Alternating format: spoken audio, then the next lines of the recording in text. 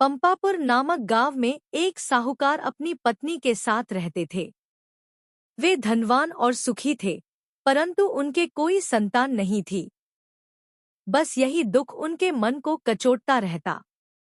एक दिन साहूकार के घर पर एक साधु आया।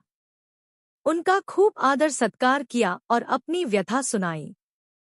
उन्होंने मंगलवार को पार्वती जी की पूजा करने तथा व्रत रखने को कहा।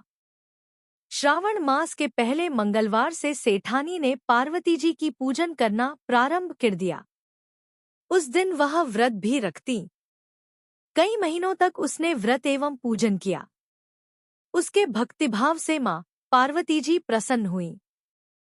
एक दिन साहूकार को स्वप्न आया कि जिस आम के वृक्ष के नीचे गणेश जी बैठे हों, उस आम के वृक्ष का फल तोड़कर तेरी पत्नी को खिला दे तो अवश्य ही पुत्र रत्न की प्राप्ति होगी।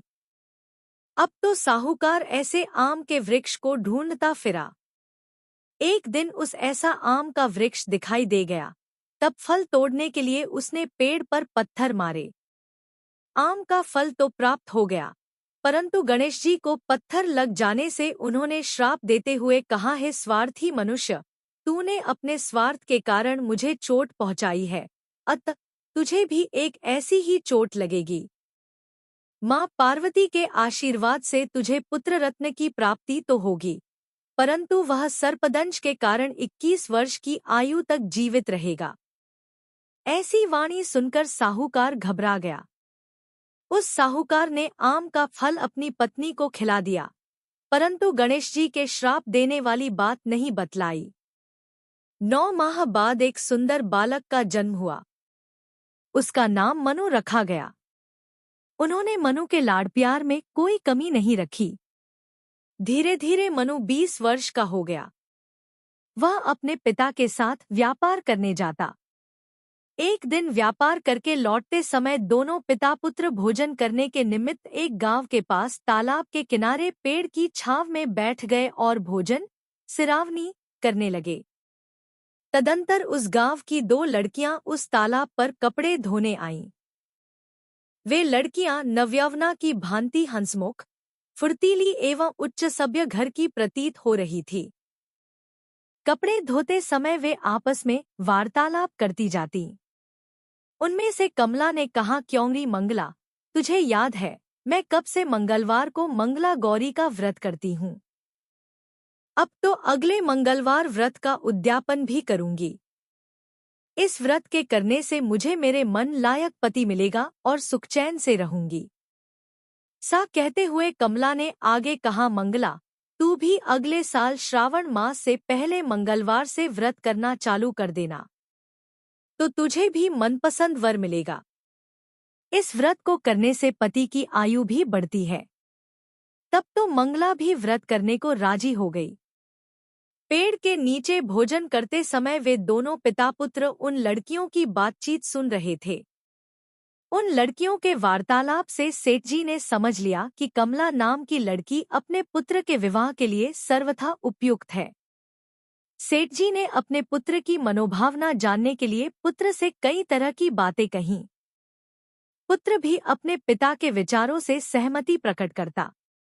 अतः सेठ जी ने अपने पुत्र का कमला के साथ विवाह करने का निश्चय कर लिया और सोचा कि ऐसा होने पर मेरे पुत्र की आयु बढ़ सकती है और कोई अनहोनी घटना भी टल सकती है। अब पिता पुत्र कमला के पीछे पीछे उसके घर गए। कमला के पिता भी नामी साहूकार थे। सेठ जी ने कमला के पिता से अपने पुत्र के विवाह के बारे में बातचीत की। वे कमला का विवाह मनु के साथ करने को सहमत हो गए। शुभ मुहूर्त में बड़ी धूमधाम से उनका विवाह संपन्न हो गया। दोनों ने पति पत्नी के रूप में संसार चलाना शुरू किया तो घर में आनंद का वातावरण रहने लगा। कमला ने ससुराल में आकर भी मंगला गौरी का व्रत नियमानुसार चालू रखा, जिससे माता पार्वती एक दिन कमला को स्वप्न में दर्शन देकर कहने लगी, मैं तेरे व्रत से प्रसन्न हूँ, लेकिन तेरे पति की आयु बहुत कम है। अगले महीने मंगलवार को एक सर्प तेरे पति के प्राण लेने आएगा, लेकिन तू घबराना नहीं। सर्प के लिए एक प्याले में मीठा दूध रखना, उसके पास एक खाली मटकी रख देना। सांप दूध पीकर अपने अपने आप मटकी के अंदर बैठ जाएगा, तब तू जल्दी से उस मटकी का मुंह कपड़े से बांध देना और उसे जंगल में छोड़ आना। इससे तेरे पति के प्राण बच जाएंगे। अब मंगलवार का दिन आया। कमला ने किसी को कुछ नहीं बताया और माता पार्वती के कहे अनुसार सारा कार्य कर दिया।